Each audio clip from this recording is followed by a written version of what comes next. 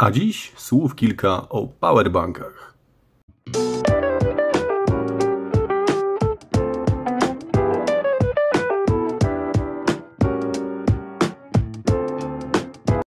Cześć, siemanko, z tej strony Retro Gaming Laptop, a dziś słów kilka o powerbankach firmy Huawei.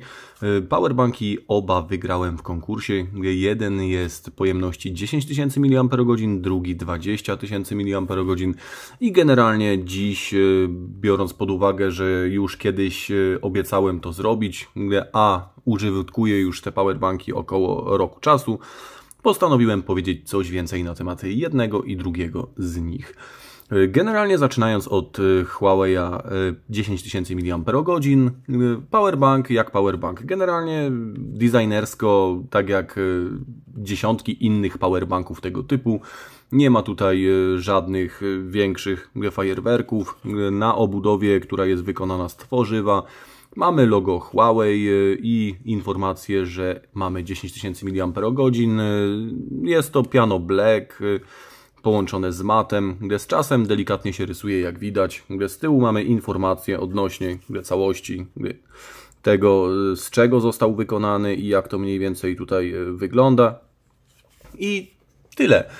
Na froncie mamy przycisk do ładowania, mamy przycisk do oddawania prądu, czyli do ładowania urządzeń zewnętrznych oraz diodę, która nam tutaj pokazuje stan naładowania samego powerbanku i również po podwójnym naciśnięciu mamy tak zwany tryb podtrzymania energii w zegarkach, opaskach i tego typu sprzętach. Generalnie sam ten powerbank ma możliwość ładowania z maksymalną mocą 18 W, co przekłada się na około 30% w 30 minut w takim Huawei P30 Pro czy w takim Oppo Find X3 Pro, który w tej chwili użytkuję. Co się tyczy samych tych 10 000 mAh, to jeżeli chodzi o ten powerbank, jestem w stanie nim swój smartfon, czy to będzie w danym momencie P30 Pro, czy to będzie Find X, jestem w stanie te smartfony naładować dwukrotnie, przy czym raz naładuję powiedzmy od 20% do 100%, drugi raz naładuję od 20% do 100% i generalnie zostanie mi tej energii w tym powerbanku na tyle, że będę w stanie jeszcze powiedzmy naładować sobie 2 razy zegarek i tyle. I ten powerbank muszę sobie naładować na powrót. Samo naładowanie tego powerbanka do pełna trwa około 1,5 godziny. Natomiast kwestią ładowania z tego powerbanka, na przykład tego Find Xa, którego używam na ten moment, no to jest gdzieś mniej więcej 1,5 godzinki do pełna. W ten sposób możemy sobie tym powerbankiem dopełnić od powiedzmy tych 15-20% do 100% smartfon. I generalnie po roku, czy bardzo wiele stracił na swojej wydajności? Wydaje mi się, że nie. Ja nie jestem człowiekiem, który głównie użytkuje ten powerbank, bo korzystam zwykle z tego większego. Natomiast na bieżąco korzysta z niego na przykład moja córka i tutaj jest wykorzystywany co drugi, co trzeci dzień. Po roku można powiedzieć, że niewiele stracił na swojej pojemności. Generalnie jest jak najbardziej ok. Natomiast co tutaj mamy ciekawszego? Mamy tutaj 20 000 mAh od Huawei'a. I teraz tak, sam ten powerbank, jak widzicie, nawet nie zdążyłem wyjąć z niego kabla.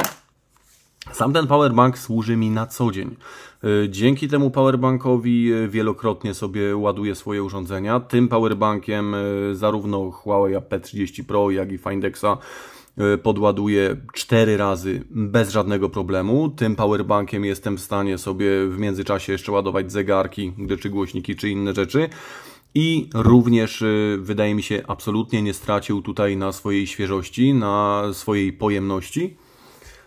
Generalnie często używam tego powerbanka, kiedy nagrywam coś dla Was. Podłączam go jako dodatkowe źródło zasilania do smartfona, ażeby on nie rozładował się przypadkiem podczas nagrywania dla Was filmu. I no, jest naprawdę bardzo dobrym urządzeniem. Jeżeli miałbym wybierać pomiędzy tymi dwoma, na pewno moim faworytem byłby ten 20 000 mAh. Jest oczywiście raz cięższy w porównaniu do takiego 10 000 mAh jest też raz grubszy, co możemy sobie tutaj zobaczyć.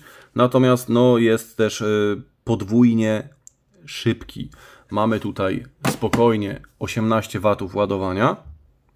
Mamy tutaj dwa wyjścia, które możemy ładować maksymalnie na jednym gnieździe 2 A, na drugim gnieździe 2 A, więc jest sporo lepiej.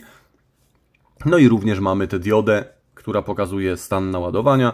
Również mamy tutaj możliwość podtrzymywania po podwójnym kliknięciu.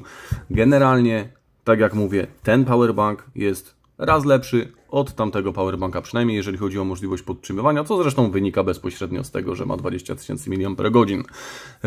Jaki jest minus takiego dużego powerbanka? No minusem tego dużego powerbanka na pewno jest czas jego ładowania. Jego ładowanie trwa mniej więcej w przedziale 3-4 godziny od zera do pełna, co niejednego z Was może odstraszyć.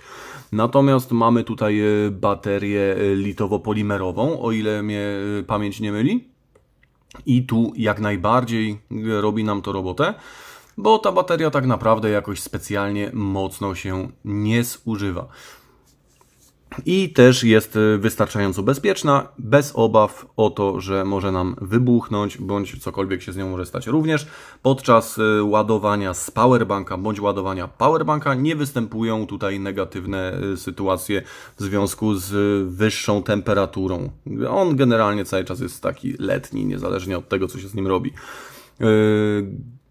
Zasadniczo wolałbym, żeby ten 20 000 mAh również był czarny, bo jak zdążyliście zauważyć, on gorzej zniósł czas i tutaj jest przez ząb czasu lekko nadgryziony, bo ta obudowa jest brudna, porysowana i szału nie ma.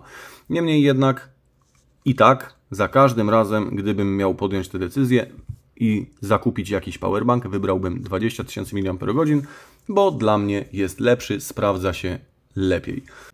Jeżeli filmik się podobał, łapa w górę, a jeżeli uważacie, że ten kontekst do Was trafia, to śmiało możecie rozważyć subskrypcję, dlatego że na kanał co jakiś czas będą wlatywały subiektywne odczucia z użytkowania współczesnych sprzętów. Na ten moment z mojej strony tyle. Dzięki, cześć!